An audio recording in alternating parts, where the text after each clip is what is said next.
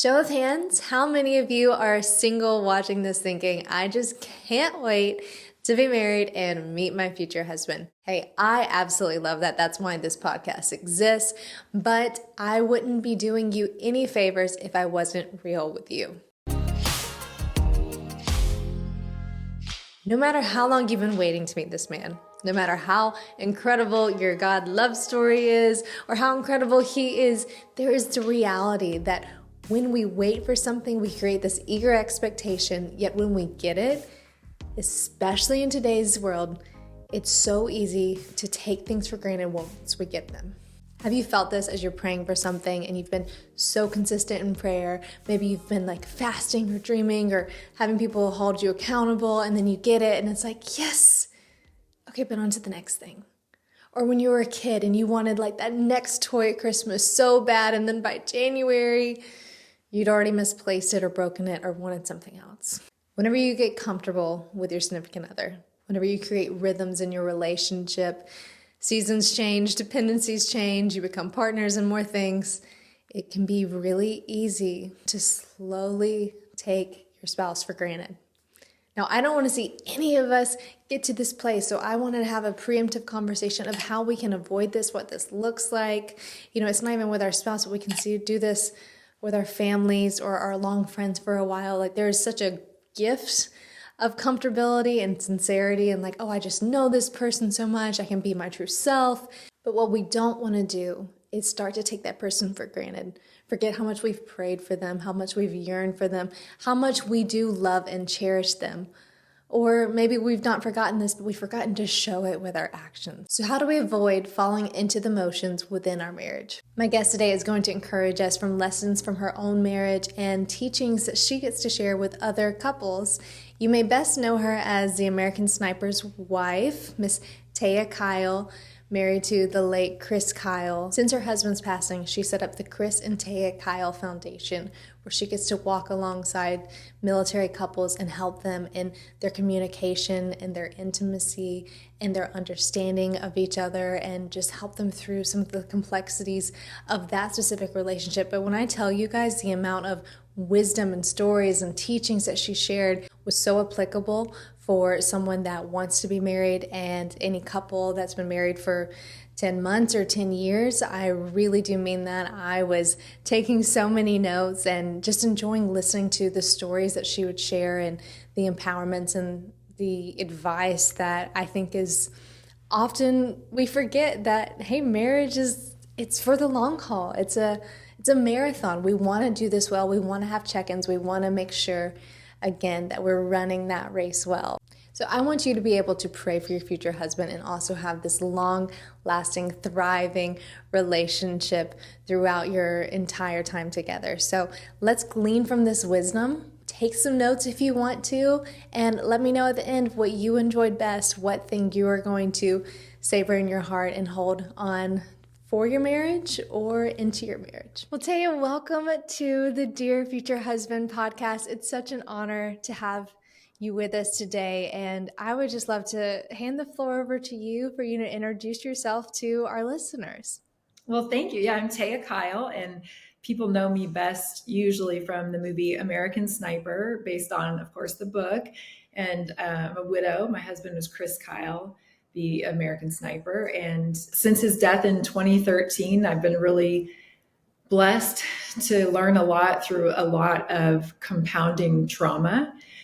After his murder, we had a lot of things happen. My kids and I did a lot more loss and tragedy and theft, and just a lot of things that really challenged us. And I grew a lot from that. So I've been a public speaker. I've written a children's book. There's a book, American Wife, that came out after American Sniper. Mm-hmm. And my hope is to take what I've learned and share it with other people so that they don't have to learn everything the hard way. Yeah. Goodness, I didn't know the latter part of your story there. I don't talk about it a ton, but when I am with people, you and I talked about how powerful vulnerability is. Mm-hmm. And, I don't want to come across complaining. So my social media, I don't usually use that to say, oh, this happened or that happened, but I do try to take some of the things I've learned from it and share those. Yeah. I know it's a fine line on social media. It's like, well, I want to empower, but I don't want to dump. Or Yes. sometimes it's conversations like this. I'm so thankful for podcasts Yes. to have some of those. So, well, thank you for sharing some of your story, and I'm excited to dive into that for the women listening. And you're hitting the nail right on the head. This season, we're trying to get away from the Pinterest planning and like the florals of the wedding day to what can we take away and learn preemptively even before we Yeah. say I do, that's going to set us up really well. You mentioned the tragic events and more that happened in 2013, and I think that is where people know your story and where I want to ask some questions for, again, for the women listening, of preparing for marriage. But first, I want to ask you, before 2013, about your marriage. And can you bring us into your love story with Chris, either how it started, why you fell for him? Yeah, no, I love it.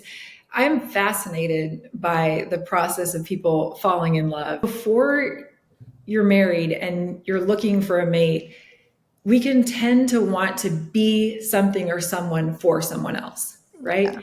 But it's really the most dangerous thing we can do. And it's always a red flag to me if people try to do that, because it wasn't that Chris was a cowboy. It wasn't that he was a Navy SEAL. It wasn't that he was proficient in different things. It was the whole package, Mm-hmm. and his laugh, the way that he looked at me, the way he spoke to me. And truthfully, Christian, what I know about marriage is there's a brokenness in all of us, and our brokenness has to match up with somebody else's brokenness in a way that heals us both. And you can't plan that. You can't be that for someone else. It just has to organically happen, which is a big leap of faith. And it's uncomfortable, I think, for a lot of people who are dating, because we want to think we have some control over who we end up with. And the only control we really have is who we refuse to be with. We don't have any control over who will want to be with us. And so Chris is in my love story. Really, he was just this package that I hadn't seen before and that I didn't want to lose. And I frankly didn't want to screw up. And so I tried to get married quickly before I would screw it up, which is hilarious when I look back. I Not feel a good that. strategy. Um, but I did pray before I met him. And it was the first time I ever remember praying in submission to God. Mm. I thought I wanted to be single and, working. I was living in Southern California, and I just wanted to do the whole thing independently. And I kept feeling like God was saying, "You're not meant to do this alone. You're not meant to do this alone."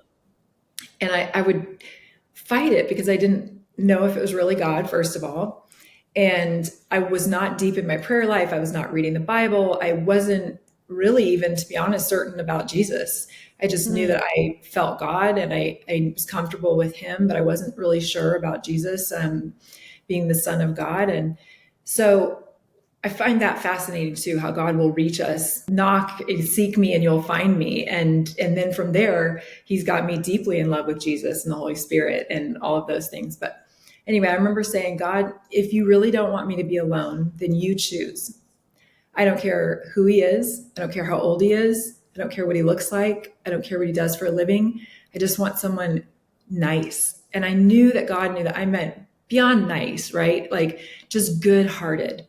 And I met Chris within a couple of months after that. And I did not think that he was the answer to my prayer, because he was so cute and he was, young and fit. And I felt like when I submitted that, almost like a kid who says, "Mom, I'll eat healthily." And then you expect to have some vegetables cooked that you hate, Yeah. that you're like submitting to whatever her will is. And she brings you an ice cream sundae and you're like, "Wait, what? This is," that's kind of what God did with Chris. Our love story started so powerful. And then he went on deployments and war and all of these things, to the point where I literally thought I missed something.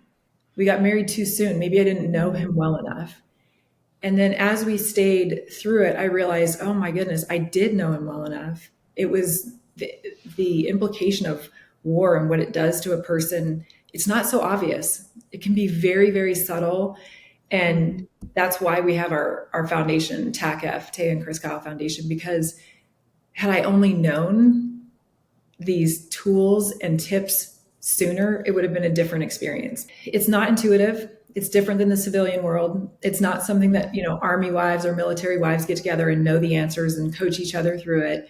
You're not going to the military for help. It's a very unique thing that requires a very unique solution. It's been an honor to be able to provide tools to people now. I think there's so much within marriage that we don't talk about, and part of why I'm glad this podcast exists, because I'm like, there's things that we don't talk about of how to navigate well, how to connect, or how to reach out when you're not doing well. So Yeah. I'm sure that's been very impactful. Thank you for doing that. What year did you get married again? I always get confused. I think it was 2002. I'm pretty sure.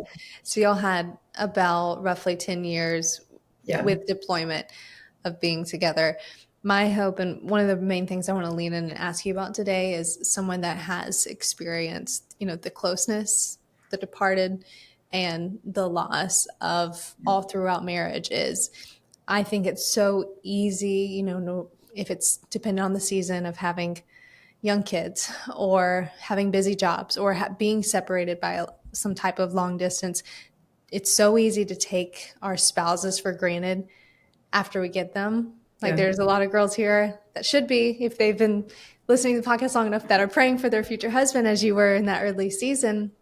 But then sometimes we get married and we just think of the fairy tales, or we think about the movies, and nothing really happens after they lived happily ever. So we can get in our mindsets. And what I would love to ask you for wisdom, if you're speaking to one of these girls that's going to get married one day, how do you create a legacy with your partner and not take them for granted while you're with them, while you're loving them, even in the tough days? Yeah, it's a great question. And I would say, since your podcast is speaking to women who are praying for their future husband too, men typically get married assuming their wife will not change.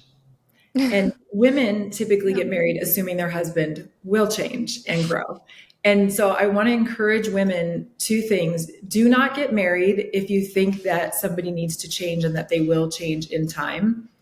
Don't do it. There's enough that marriage is going to ask of you that it's not going to work. Number one, usually, I'm not saying, I don't want to say never. I'm saying you're setting yourself up for a situation that is not going to be anything like you expect. Yeah. Number two, if you don't respect the man, do not marry him. If there's one thing a man needs more than anything else, it's respect. And women need to be cherished. We could have a whole hour on this.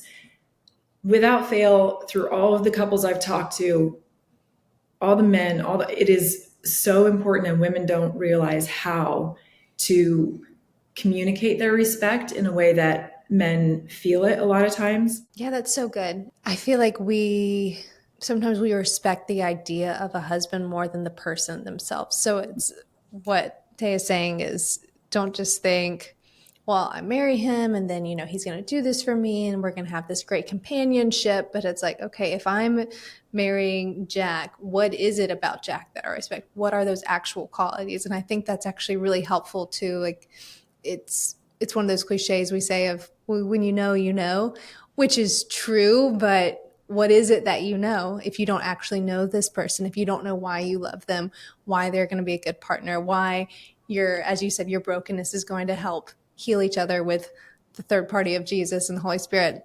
Like, we just have to have that depth, that love. And I'm so glad you shared on that. But yes, also creating a legacy. What are some things that you guys did to deepen your connection, to just have a solid relationship, really? Yeah, I think the interesting thing about legacy is you're leaving one whether you know it or not. And if you're trying to leave a legacy, I feel like it's probably not the legacy you're actually leaving.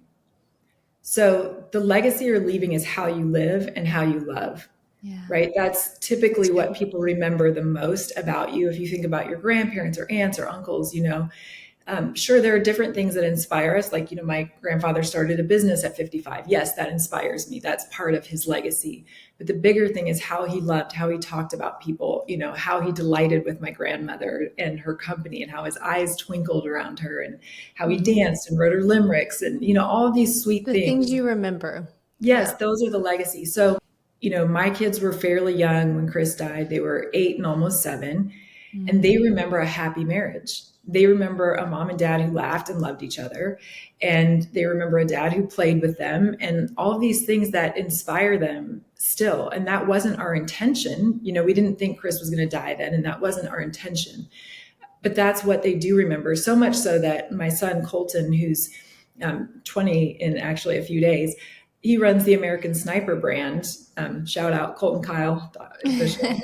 Anyway, but he does the American Sniper brand now, and he donates 20% of the proceeds to our foundation, TACA, because he values marriage so much. And I asked him, I said, thank you so much for doing that. And he said, Mom, as much as I love you, it's not for you. It's because I truly believe in marriage and what you're doing. And he's seen service marriages struggle and the impact that it has on the family. So I'll give you a couple of examples.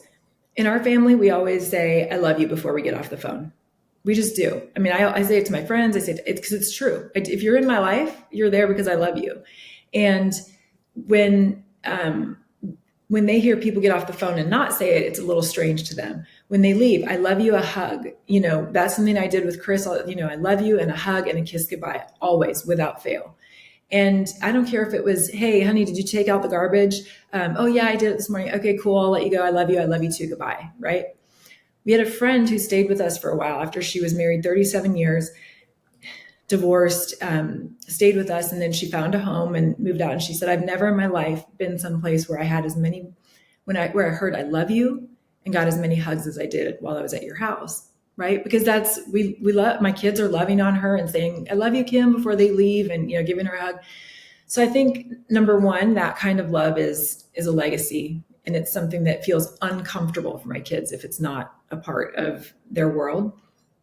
And I think the other thing is my parents,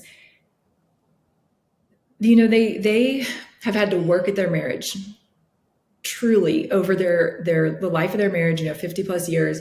They've had to work at it. They're two firecracker personalities. And my mom is very strong. Her wounding comes from, her father always wanted a boy and she's a girl. And, my dad's mom died when he was young, and they have this brokenness that works together. But I saw that there was value in working through it. And I think one of the things that culture says now is, well, my kids deserve to see us happy as a reason for divorce. And I challenge that. I hate it when people say that, because what you're showing them is if it's not easy enough, you're out. Now, that's not for abuse. I don't think God wants us to stay in a marriage that's abusive, or if it's rampant infidelity or, anything like that. But the best thing you can teach your kids is that love and relationship is worth the effort of being humble and being a student of it and learning how to love somebody well. I love that. I saw a study not too long ago on what you're talking about, and it said that men, actually, it was a German study from the 1980s, that men that would kiss their wives in the morning before they left for work would, on average, live 5 years longer. They would earn 20 to 35% more money. They would have higher paying jobs, like just so many things. And it's like all that from a kiss. Yeah. Like, yes, we create the legacy. We want to weave that into our children and let them see that. But it's fascinating too how our countenance can change. Like we can show up differently when we love well, and when we what I'm connecting and what I'm hearing you say is, like, when you pursue those moments of connection, they actually prepare you for the harder moments to come of, well, my spouse isn't valuing me, or I don't feel happy. Well, are you connecting? How are you going to work through that together? Like you're saying, is what I'm picking up on that, rather than just thinking you're two individuals in a marriage. How are you creating that oneness, which I think is so important. It is. And in fact, you bring up a great point. And one of the things that we make a point of at the foundation is, you think of this triangle, and marriage is at the top, and then the husband and wife are at different corners. The marriage is the top thing. So before you're even taking care of each other, you're taking care of your marriage. If you have a friend or a person in your world who is not supporting your marriage, who is bad for your marriage, that's first. They go. It's not about your individual happiness or how connected you are to that friend. The marriage is first. A friend of mine, she said, Taya, I'm going to be your friend, but I'm going to be better than that. I'm going to be a friend of your marriage. And what that Wow. means is a friend might say, Christian, you don't have to put up with that. You know what? Tell him, you know what I mean? If I'm looking out for just you, I'm Yeah. going to be like, don't put up with. But if I'm for your marriage, I'm going to say, okay, talk it through with me. What happened with him? Is this a recurring thing? You know, is Mhm. there something you notice, a pattern within? You know, I'm going to dig deeper for your marriage. So I feel like that's one of the best things you can do. And then my triangle is this hangs by a circle, and the circle is God. Yeah. So like it's, you know, God is hanging on to my marriage. I've given it to him. And then this is here. And the marriage, the God comes first, the marriage second, and then us as individuals third. And that Mm. really helps. I think it helps in the hard times, you know, to start saying that this is not really about me or about him. This is about our marriage. And so what do I need to do for that? Yeah. I love that analogy. That's really neat. Yeah. I've never heard that triangle before. Yeah. And I think that is one of the easiest ways to take our spouse for granted is when we're just offloading and talking to other people about our problem rather than fighting within the marriage for understanding or for that respect and love. What are some things as you've worked with the individuals that are part of your foundation? What are some of the like healthy, practical conflict resolutions or relational boundaries that Yeah. you help them establish? So we have a lot, and I'm glad that you asked that because there are a lot of things in service marriages that are very different. But for a service marriage and for couples that are finding themselves really busy, you have to have at least a quick check-in. And one of the things we do is we give them this quick check. You would say to your husband, "Hey, quick check-in," and it's 3 sentences, and you have to commit to not having a conversation about any of them right now. But it's, "I think, I feel, I need," right? So I'm thinking about our retirement. I feel really tired. I need maybe a little more affection today, right? But the thing is, you're not saying the need for your spouse to meet it. It's Hmm. just a communication thing. It's just a thing you need. If they can meet it, great. But the expectation is not that they meet it. It's literally just a quick check. So that's for our couples that have different shifts and they're, you know, kind of strangers here. The other thing is when you want a date the least is when you need it the most. Couples forget to date. Yeah. And you can put your kids first, and that's a mistake. In that triangle, the kids are down here. The marriage comes first. And the reason that you do that is because your kids benefit when you do Hmm. it. So I think that for moms, it can be very challenging, especially, you know, you have a young one, your world changes and shifts and all that. It is so healthy for your kids to see you date. If you don't have a lot of money, you go and go to a park and have a picnic. You get a little creative. The other thing is intimacy. There are 5 different kinds. So when you're looking at dates, it's intellectual intimacy. Are you sharing thoughts and ideas? Not to convince the other person, but just to share. Experiential. If the two of you do something together that neither one of you has done before, it is far more bonding. Mm. Um, Emotional, connecting on an emotional level, and spiritual and physical. Those things, and whether it's a child in your life, you need to do the same thing with your children. It's a relational thing. Is, are you getting those 5 different kinds of intimacy? And by the way, when you do it really enhances the sex life. The other thing is for intimacy, physical and sexual intimacy. I'm really passionate about this topic too because I think it's so easily misunderstood. And I just want to plant this seed for any of your listeners.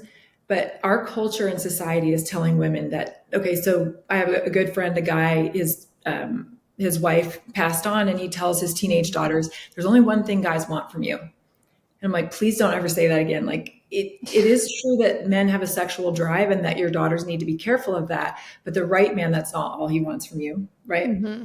The other thing is culture tells us that women are putting out and giving it up. That is the opposite. Anatomically, we are created to receive. We are supposed to be receiving sex as physical communication of love from a spouse. We are receiving That's it. good. Is so different, and it's something that we have to really think about. And if you're tired and you're a mom and you're touched out, I mean, there are all these things that are very, very valid. What do you need? Do you need 10 minutes outside, no phone, nature? Do you need a bath? What is it that you need to come back to yourself so you're ready to receive the gift of your husband? And that men just, I just want to put, I think this is important if you'll indulge me for just a minute on this, but they're chemically and hormonally, if a man is out for a conquest or just like a casual sex, when he has an orgasm, there is nothing that chemically bonds him to the other person. When a woman has sex, anytime she has an orgasm, she's chemically going to bond with that person. Okay. But in marriage, so interesting. When a man is committed to a woman and he's pursuing her, when he's committed, he has a different chemical reaction with orgasm. And it does bond him. So like that's the flip in the mindset too of women, that it's not this thing that we're seeing in culture. It's not casual. When it's with their wife, it is a communication style. And it is important. And it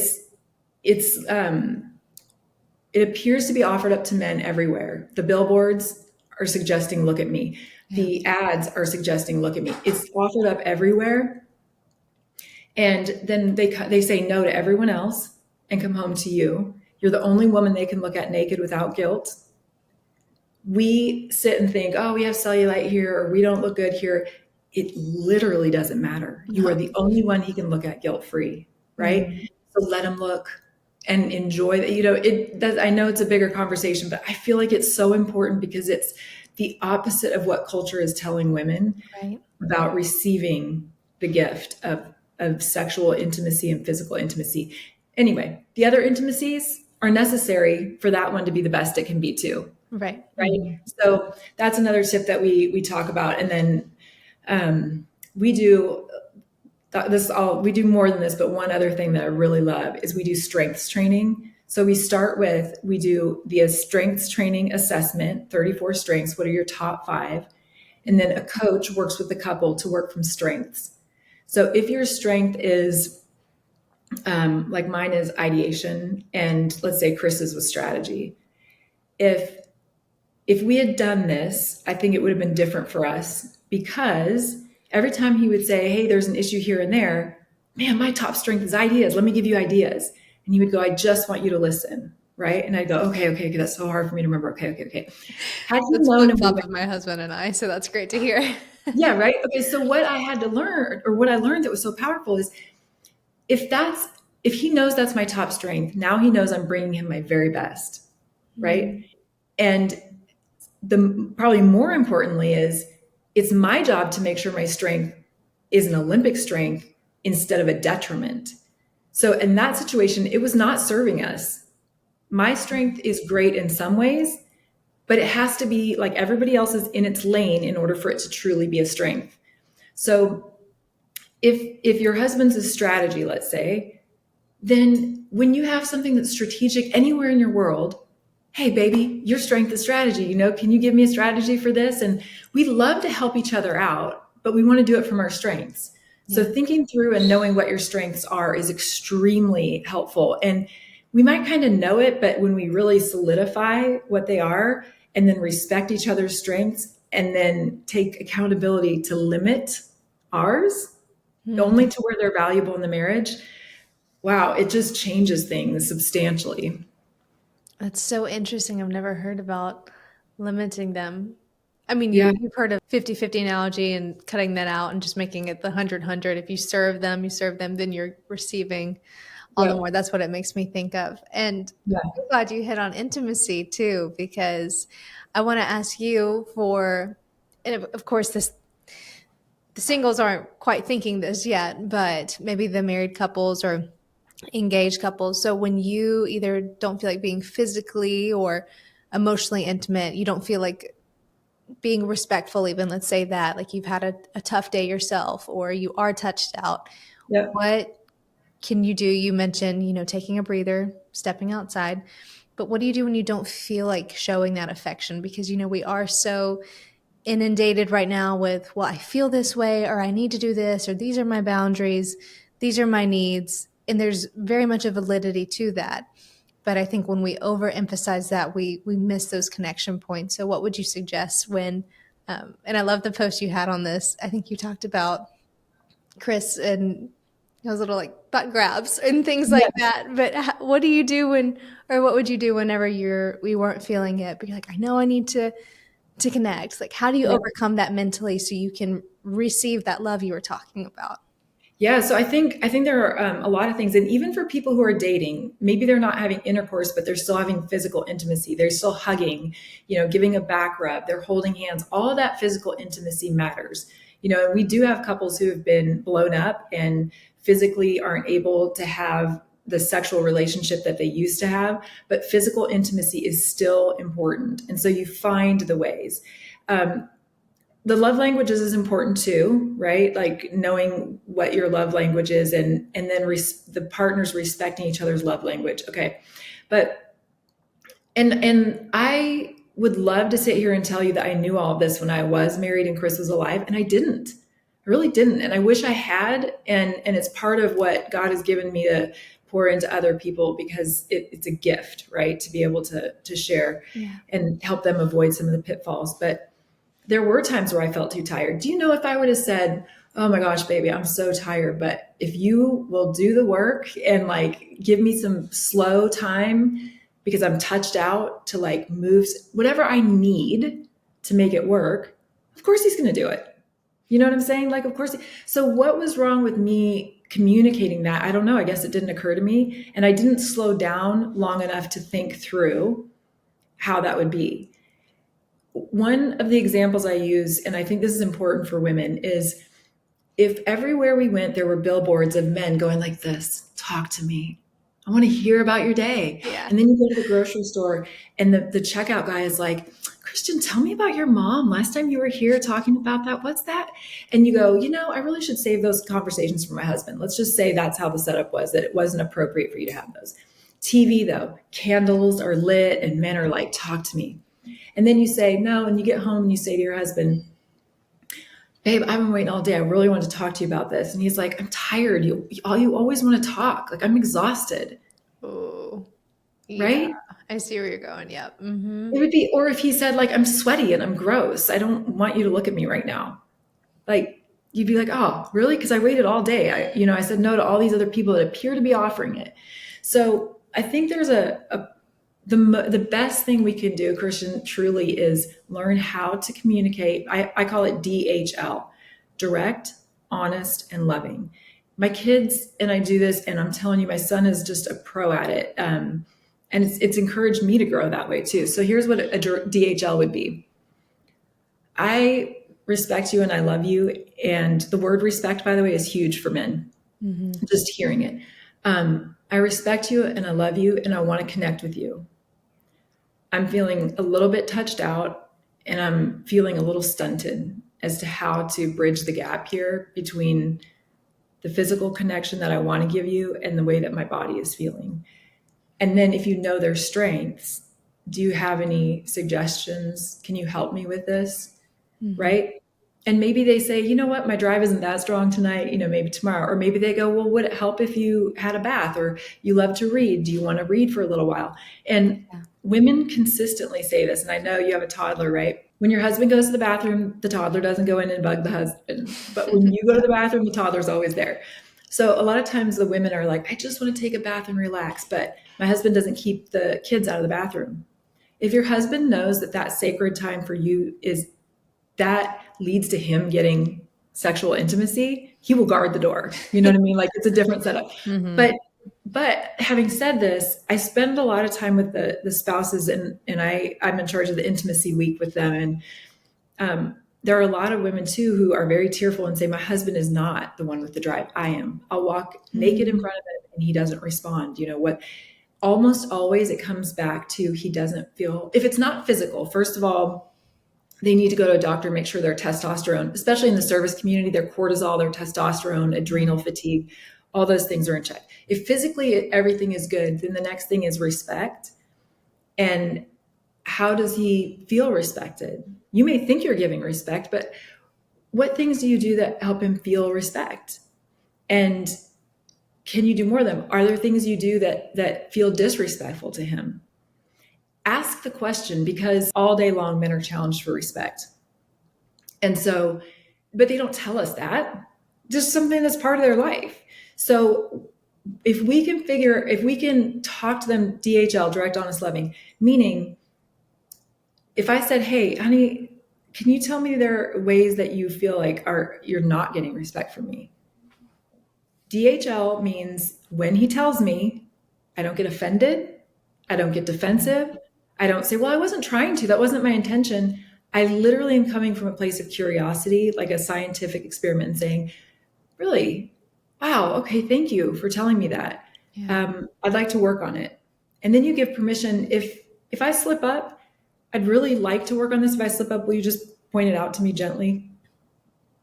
Like, that's a pretty direct, loving way to approach it, right? And knowing you're not perfect.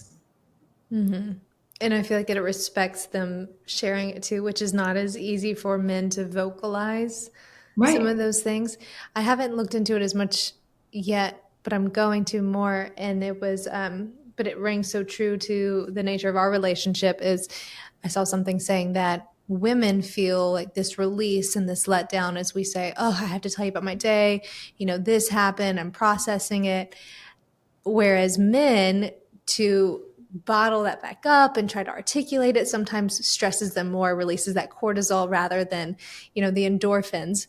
But if they go work out or they, play a game with you, something else of an opposite nature, they find that same release. So I think there's so many, as you're sharing at length, and I'm so thankful for all that you've shared about how you encourage your couples and how we can build that unity. But there are key differences. I mean, the Bible says that God made them male and female. Of course, there's going to be things that we have to overcome through working together. That intentionality bridges those gaps so well. And as you were saying, there's so much that we learn too just by experience.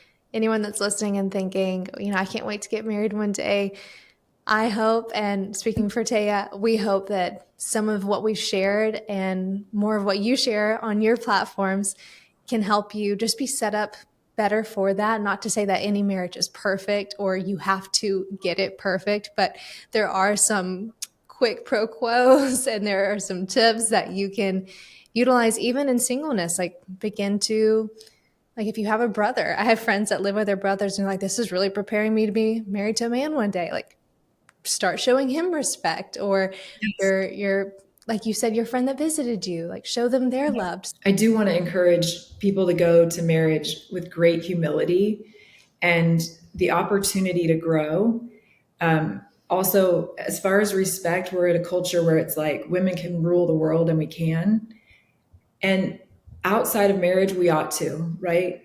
But in marriage, it's not because men are better. It's not because they deserve more. It literally is the setup. Give them respect, and this is how it works. And if I had known that it takes such a load off me to let Chris make the decisions, which I learned later, it's amazing. And he's not going to make them perfectly. Yeah. But the humility part is I wouldn't have either. When you look from a divine perspective, why does God say that marriage is sacred? I believe it's because you raise your child and you love them and you love them forever unconditionally, but they're meant to leave. A friendship is meant to you. If you need to make a break, you can. Your own parents, if you get older and need to set boundaries, you can make the break. This is the only person in life you are promising, no matter what happens and what comes at you, that you will love them, right? That requires of us so much that is not required in any other relationship. And I believe it's the only glimpse we get into how God has committed to loving us. Yeah. He has to love us with great mercy, great humility, great patience, kindness, gentleness. I mean, those are the things that are actually required of us in marriage. And there's no other relationship that requires us to love like God does, really. I mean, we can try and we can be good at it, but the requirement for it to be a good marriage is that. It is probably continuing to learn and letting someone else lead as women, letting a husband lead. Yeah. And it's 24/7. You can fake it with a friend. Yep. Not as easy to fake it when you're coming home together. All the bad breath, the ugly stuff, the bad moods, they get it all. So yeah, it challenges us. And it's it's beautiful. But if anybody gets into it thinking that it's romance and no work, they're wrong. But it's worth more than anything else too, I think. Yeah, I So agree. thank you for letting me share that. Oh my goodness. Thank you for sharing. I feel like we got a glimpse into one of your like sessions that you Yeah, have with your I love couples. this. Yeah. Thank you. This is really insightful again for whatever season someone is in. And I hope that anyone listening, you do take heart. And though it is work, though there are things for us to learn, as in anything, the work only furthers the benefit. And it is possible to still have strong marriages. It is possible, come what may. I love that you're an example of this. Come what may, to have resiliency, to have faith in God, to believe in love. I'm just trying to encourage women. I'm like, there's still good men out there. Like, pray for There them, are. believe for it. Your There son's are. 20, maybe he's single. Yeah, I'm telling you. Well, Colton's not single because he's like so good and he's like can't Yeah. wait to marry his girlfriend. But I Oh, mean, they are good. There are good men, and there's nothing more rewarding than a good marriage too. It yeah. is so much fun to be on an adventure with your spouse and grow and allow yourself to adapt. And like anything, it takes work. If you want to be good at your job, you grow at Yeah. it. If you want to be good in your marriage, grow. Yeah. That's a great way to put it. Taya, Yeah. thank you so much. And I will Thank you. link the foundation in your channel. But thank you for encouraging us today. Yeah, thank you, Christian. Thank you so much for joining this episode of the Dear Future Husband podcast. I really want to hear from you. What did you enjoy most? What nugget of wisdom are you holding on to so you can help understand, appreciate, and love your husband or future husband all the more for all the years? I want to hear in the comments below. And let's make sure that you're subscribed. Check that down below so that you don't miss an episode when it drops. See you next time.